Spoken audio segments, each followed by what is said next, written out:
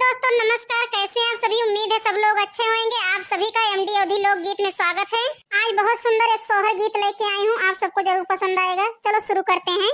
कहवा लगाई अर्जुन पेड़वा, कहवा बियला फुलवा, कहवा बियला फुलवाइयो। कहवा लगाई अर्जुन पेड़वा, कहवा बियला फुलवा, कहवा बियला फुलवाइयो। कहवा लगाई अर्जुन पेड़वा, कहवा बियला फुलवा, कहवा बियला फुलवाइयो। कहवा लगाई अर्जुन पेड़वा, कहवा बियला फुलवा, कहवा बियला फुलवाइयो। सखिया कहवा लगाई तुलसी पेड़वा, महार महार महकई, महार महार महकाई हो। सखिया कहवा लगाई तुलसी पेड़वा, महार महार महकई, महार महार महकाई हो।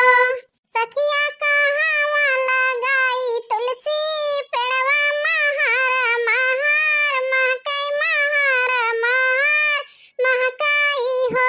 सखिया कहवा लगाई तुलसी पेड़वा, महार महार महकई, महार महार महकाई हो। बगिया लगावा अर्जुन पेड़वा, दुआरे बियला फुलवा, दुआरे बियला फुलवाई हो। बगिया लगावा अर्जुन पेड़वा, दुआरे बियला फुलवा, दुआरे बियला फुलवाई हो। बगिया लगावा अर्जुन पेड़वा, दुआरे बियला फुलवा, दुआरे बियला फुलवाई हो। बगिया लगावा अर्जुन पेड़वा, दुआरे बियला फुलवा, दुआरे बियला फुलवाई हो। सखिया आंगन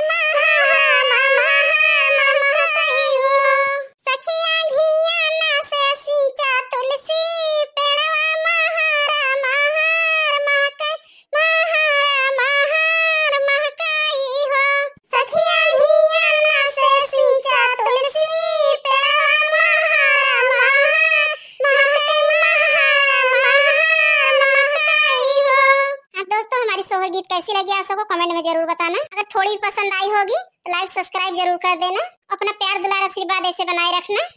मिलते हैं अगले गीत में, तब तक के लिए बाय बाय। तब तक के लिए खुश रहिए, खुशियां बांटिए अपने परिवार